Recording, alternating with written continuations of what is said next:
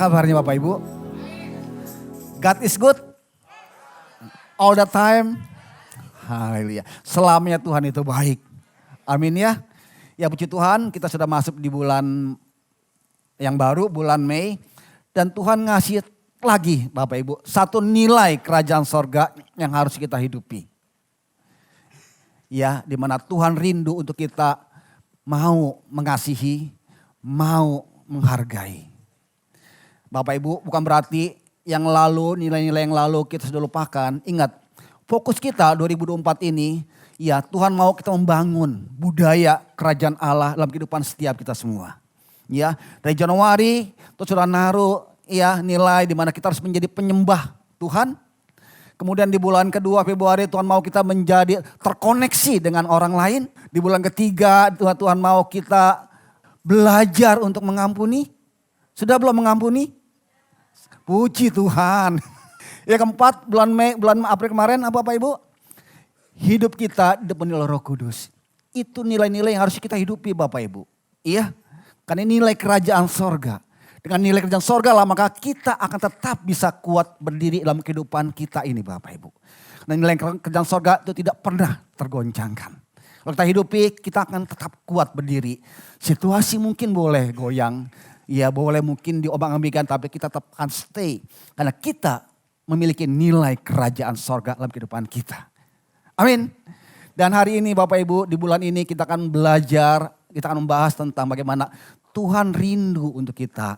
Mau untuk kita mengasihi dan menghargai Bapak Ibu. Dikasihi dan berharga itu tema yang Tuhan berikan, nilai yang Tuhan berikan sepanjang di bulan Mei ini.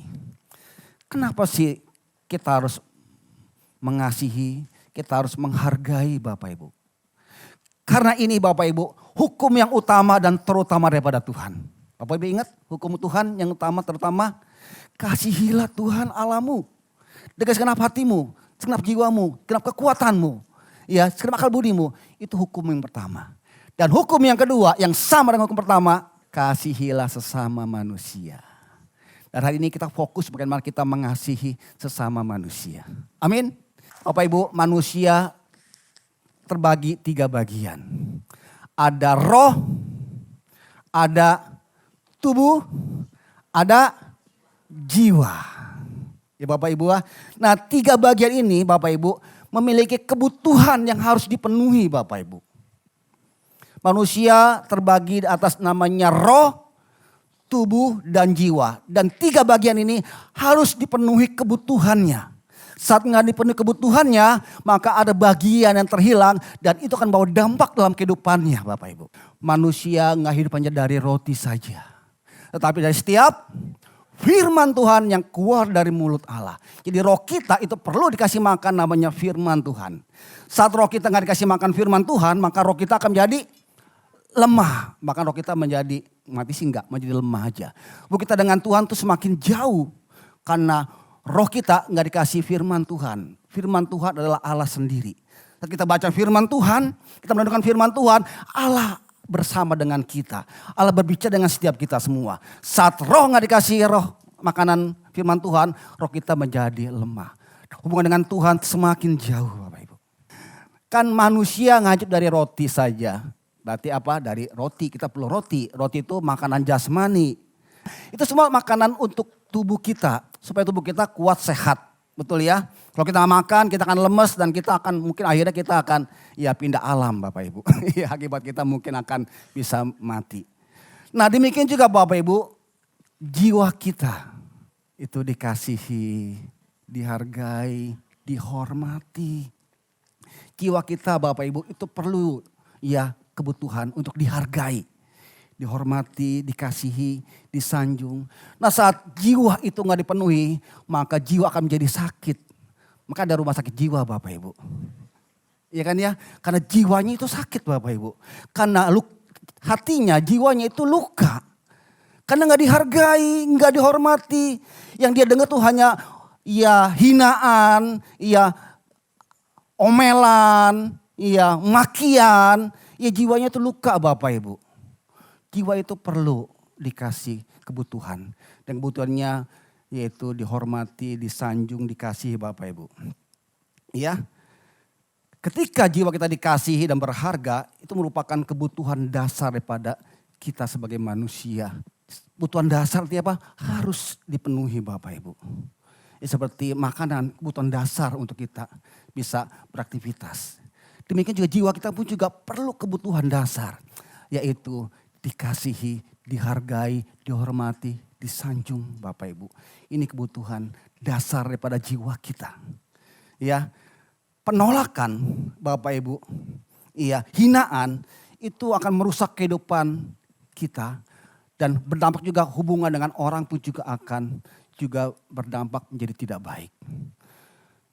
Orang yang jiwanya sakit Bapak Ibu, akibat jiwanya gak dipenuhi, gak dikasih, gak dihargai, itu akan membuat dia menjadi orang yang minder, orang yang takut, orang yang cemas, orang yang gak berani Bapak Ibu. Dan dia akan berdampak dengan lingkungannya Bapak Ibu, menjadi hubungannya yang gak baik dengan orang lain. Tuhan aja Bapak Ibu, dia mau mati di kayu salib untuk setiap kita. Karena dia menghargai kita, dia mengasihi kita. Karena kita berharga di mata Tuhan. Karena itu dia mau mati untuk setiap kita dipulihkan Bapak Ibu. Tuhan aja mau mati di kayu salib Bapak Ibu untuk setiap kita. Bahwa dia menghargai kita Bapak Ibu. Jadi kita berharga di mata Tuhan. Dan harga kita Bapak Ibu, harganya nyawanya Tuhan. Amin. Kita gak dibeli dengan emas permata, dengan emas perak, dengan intan. Tapi dengan nyawanya Tuhan, dengan darahnya dicurahkan. Bukti bahwa Tuhan menghargai kita, menghormati kita, mengasihi kita. Amin. Untuk itulah Bapak Ibu, kita perlu juga belajar untuk kita bagaimana bisa mengasihi, menghormati, menghargai Bapak Ibu orang lain. Amin Bapak Ibu. Sekarang apa sih artinya menghargai atau mengasihi? Ya Bapak Ibu, di Yakobus 2 ayat ke-8 dikatakan, akan tetapi jikalau kamu menjalankan hukum utama yang tertulis dalam kitab, hukum utama saya sudah sebutkan tadi, kasih Tuhan Allahmu, segenap hatimu, segenap jiwamu, segenap kekuatanmu. Yang kedua hukum yang utama yang sama dengan hukum pertama, kasih sama manusia. Dikatakan, kasihilah sesamamu manusia seperti dirimu sendiri. Kenapa kita harus mengasihi? Karena ini hukumnya Tuhan. Cara bagaimana? Dengan kita menghargai orang lain seperti kita mengasihi diri kita sendiri. Bapak Ibu mengasihi diri Bapak Ibu? Ada yang benci dengan diri saya, dengan diri sendiri. Saya sebel dengan diri saya. Saya tuh jelek banget. Saya tuh udah pendek, butet, gelap, hitam. Ada yang seperti itu Bapak Ibu? Puji Tuhan, tidak ada di sini. Kita semua pasrah dengan diri kita, mengasihi diri kita, betul ya? Bukti kita mengasihi diri kita, setiap hari kita pasti mandi, betul ya? Karena kita mengasihi diri kita sayang dengan diri kita, setiap hari kita mandi, kita nyisir, walaupun gak ada rambutnya nyisir lah ya. Saya kalau mandi nyisir, istri saya bilang, lu udah gak ada rambutnya nyisir segala. Udah gak ada rambutnya tetap nyisir. Saya suka ini bilang, lu dengan rambutnya nyisir-nyisir. Lah ini rambut loh, bukan rambut apa. Karena saya mau lebih baik lah ya, seperti katanya kan lihat orang enak gitu kan ya. Karena saya mengasihi diri saya. Supaya orang lain lihat pun juga, juga sayang dengan saya pun juga seperti itu. Bukti kan bahwa saya mengasihi diri saya. Demikian juga Bapak Ibu. Bapak Ibu juga harus mengasihi orang lain. Menerima orang lain itu apa adanya. Seperti kita menerima diri kita apa adanya. Kalau kurang baik, kita baiki. Setiap bulan saya pasti gunting rambut supaya lebih baik. Iya kan ya? Supaya lebih keren lah gitu ya. Demikian juga kita harus menerima orang lain itu apa adanya. Kemudian memperlakukan orang lain itu secara baik dan benar. Seperti kita melakukan diri kita dengan baik dan benar. Demikian juga pelakuan kita terhadap orang lain pun juga sama baik dan benar. Ini salah satu kita menghargai orang lain. Mengasihi orang lain dengan perlakukan orang tersebut dengan baik dan benar. Amin. Kemudian memposisikan orang lain sama pentingnya dan diri kita. Jangan pernah menganggap orang lain tuh kecil, orang lain tuh nggak ada apa-apanya. Ya, perlakukanlah dia sama seperti kita memperlakukan diri kita. Ya, sama pentingnya dengan diri kita. Ini yang bagaimana kita harus menghargai orang lain. Ya, mengapa sih kita harus mengasihi dan menghargai orang lain? Ya, karena hukumnya Tuhan. Kemudian juga karena kita semuanya sama-sama diciptakan oleh Tuhan. Saya, Ko Awi, Cayen, David, semua sama-sama dibuat oleh Tuhan, diciptakan oleh Tuhan. Ya, karena ciptaan Tuhan lah, kita harus sama-sama saling menghormati satu dengan lain. Betul ya? Karena kita sama-sama ciptaan Tuhan, dibuat oleh Tuhan. Gak ada kan dibuat oleh manusia? Ada. Saya dibuat oleh manusia, oleh ibu saya. Iya betul Bapak Ibu ya, dibuat oleh orang tua. Tapi kan semuanya daripada Tuhan sendiri. Tuhan yang ngasih benihnya daripada Tuhan. Karena itulah kita perlu menghargai, mengasihi orang lain. Karena kita semua sama ciptaannya Tuhan. Baik itu kecil, baik itu besar, baik itu ya tinggi, ya baik itu pendek, ya baik itu mata belok, sipit. Sama si ciptaan Tuhan. Ya, karena itu kita harus mengasihi, menghargai orang lain. Kemudian karena kita sama posisinya, kedudukannya dan hukumnya di mata Tuhan. Tuhan gak pernah beda-bedakan setiap kita semua. Saya dengan Bapak Ibu semua di hadapan Tuhan tuh sama Bapak Ibu. Tuhan gak pernah memilih-milih. Tuhan gak pernah memilih kasih kepada seorang tuh beda. Semuanya kedudukannya, semuanya hukum di mata Tuhan tuh sama sebagai ciptaannya Tuhan. Nah kalau Tuhan aja menghargai, menghormati kita, masa kita berani-beraninya kita nggak menghargai orang lain, itu kan kebangetan. Betul Bapak Ibu? Karena kita semua di mata Tuhan tuh sama kedudukannya, sama posisinya, sama hukumnya Tuhan. Berkatnya juga sama berkatnya Tuhan. Tapi Pak kenapa sih ada yang orangnya pinter, orangnya kok nggak pinter, itu semua karunia kehendaknya Tuhan. Setiap orang pasti punya kelebihan. Ya karena itulah kita juga harus mulai saat ini memperlakukan orang lain sama seperti Tuhan perlakukan diri kita. Karena sama kedudukannya, sama hukumnya di mata Tuhan. Kemudian karena manusia makhluk yang mulia dan sangat berharga di mata Tuhan. Karena kita mulia Bapak Ibu. Karena kita punya pikiran, ya akal budi yang Tuhan berikan, kita mulia. Karena kita dibuat serupa dengan gambarnya Allah, gambarnya Tuhan. Jadi kita sama persis dengannya Tuhan. Apa yang ada pada Tuhan, ada pada kita. Betul ya? Nah berani-berani kita menjelekkan orang, berarti kita menjelekkan karya Tuhan, ciptaannya Tuhan. Kita adalah blueprintnya Allah. Tahu blueprint? Ya kalau dulu saya di teknik di arsitek, ya ada namanya blueprint. Ya itu gambar daripada, ya duplikat daripada gambar aslinya. Namanya blueprint. Ya, jadi sama persis dengan aslinya. Lalu saya kalau dulu waktu saya sebagai kontraktor, saya arsitek, saya desain Bapak Ibu, ya ini masternya, saya akan simpen. Ya, saya akan blueprint dari gambar ini untuk saya pakai untuk saya di lapangan. Untuk saya kasih ke tukang untuk dikerjakan, kasih ke owner untuk ya presentasi. Saya pakai blueprintnya, masternya saya pegang Bapak Ibu. Tapi blueprintnya dengan masternya itu sama Bapak Ibu. Dan kita adalah blueprintnya Allah. Kita gambarnya Allah. Apa yang ada pada kita juga pada Allah Bapak Ibu. Kita berharga di mata Tuhan. Amin. Karena itulah kita perlu juga menghargai orang lain. Karena setiap orang berharga di matanya Tuhan. Kemudian Bapak Ibu ingat, kita juga adalah makhluk sosial. Artinya apa? Kita tidak bisa hidup sendirian. Kita perlu orang lain untuk kita bisa maksimal Bapak Ibu. Kita diciptakan makhluk sosial, artinya apa? Kita perlu orang lain untuk membuat kita bisa hidup dengan maksimal. Bisa hidup sendiri Bapak Ibu? Enggak bisa kan ya? Kita perlu orang lain. Demikian Bapak Ibu, kita makhluk sosial perlu orang lain untuk kita bisa hidupnya maksimal. Hidup sendirian, ya saya rasa nggak bisa. Demikian juga Bapak Ibu, kita nggak bisa hidup sendirian. Kita perlu orang lain sebagai makhluk sosial. Karena itulah kita perlu Bapak Ibu, kita belajar untuk kita bisa juga menghormati orang lain, mengasihi orang lain, menghargai orang lain. Amin. Bapak Ibu, sikap menghargai dan menghormati adalah jembatan yang menghubungkan kita untuk masuk dalam kehidupan orang lain. Bapak Ibu, sikap kita menghargai orang lain, menghormati orang lain, mengasihi orang lain itu merupakan jembatan. Ya, untuk kita bisa masuk ke kehidupan orang tersebut. Tanpa kita menghargai, tanpa kita mengasihi, orang, kita akan sulit masuk terhadap orang tersebut. Akan ada benteng, akan ada tembok yang menghalangi untuk kita tidak bisa kehidupan tersebut. Saat kita mengasihi, menghormati orang tersebut, maka kita akan masuk dalam kehidupan dia.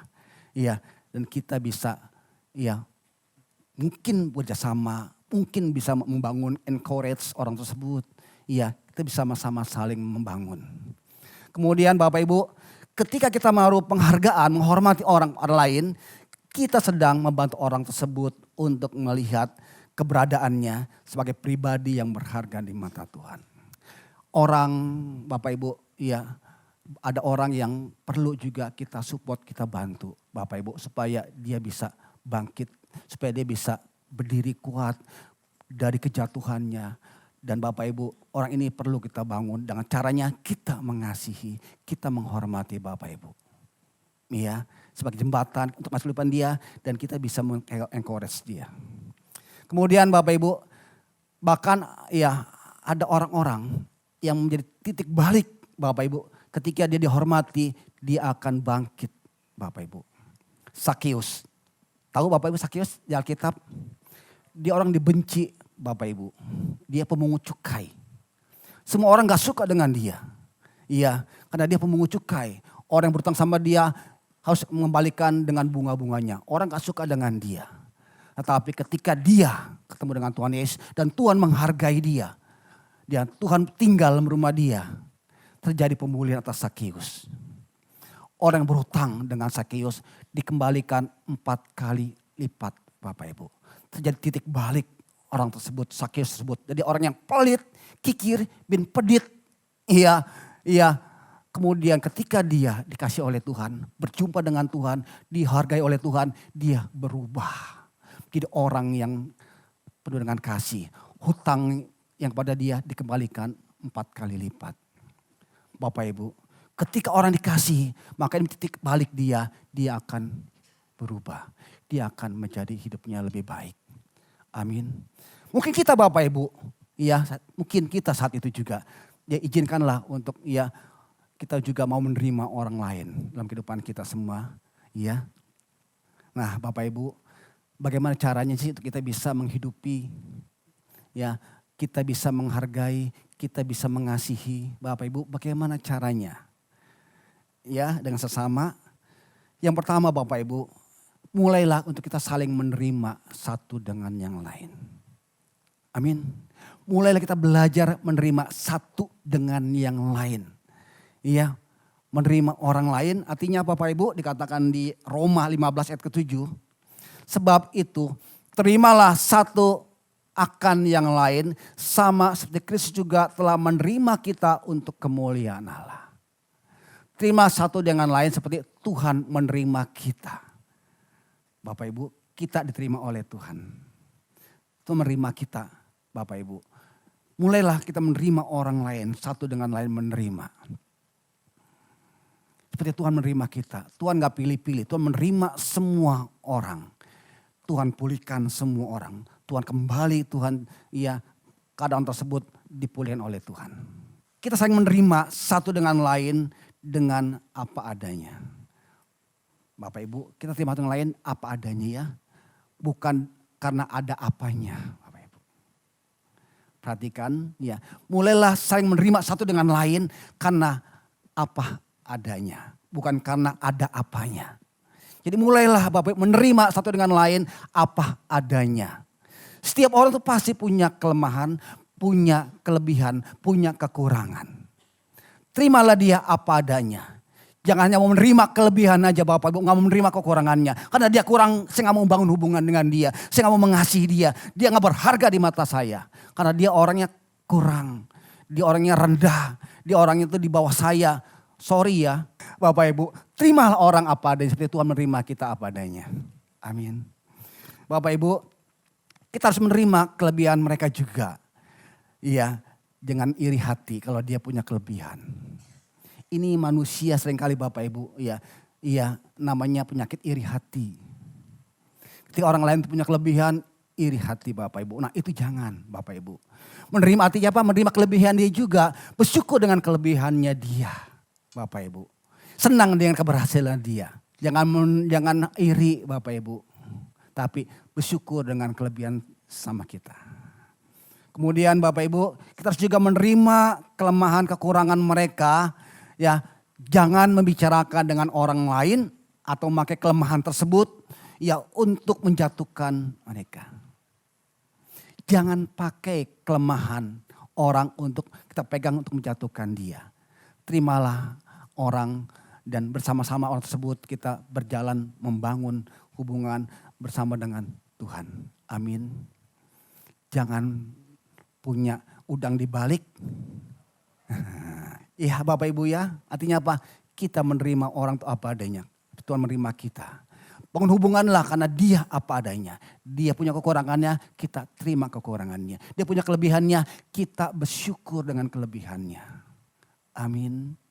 Ini yang Tuhan mau, saling menerima satu dengan yang lain.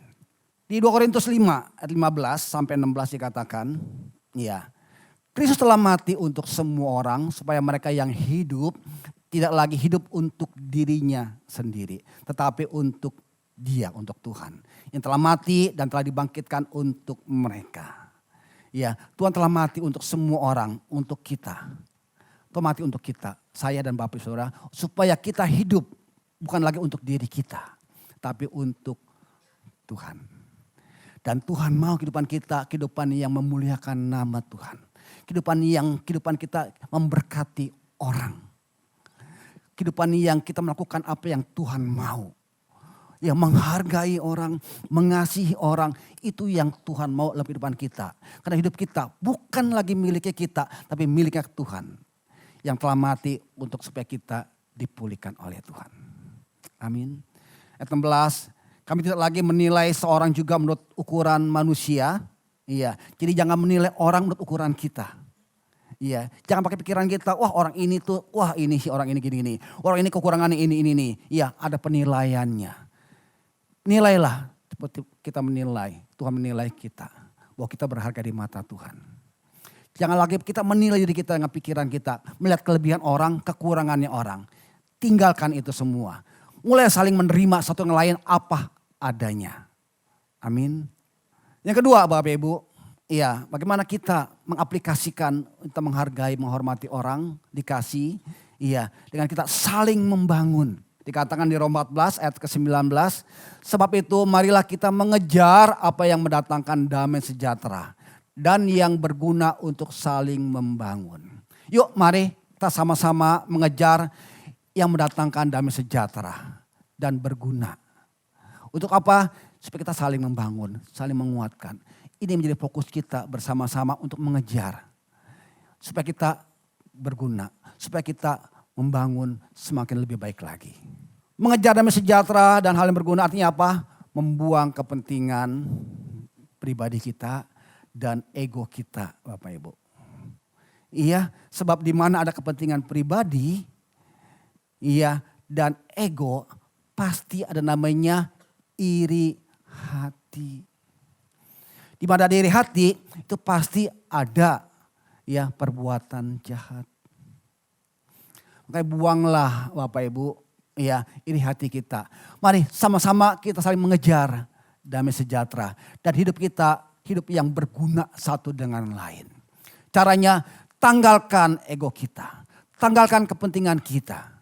Iya, sebab di mana kepentingan kita, ada ego kita, maka akan timbul namanya perbuatan jahat.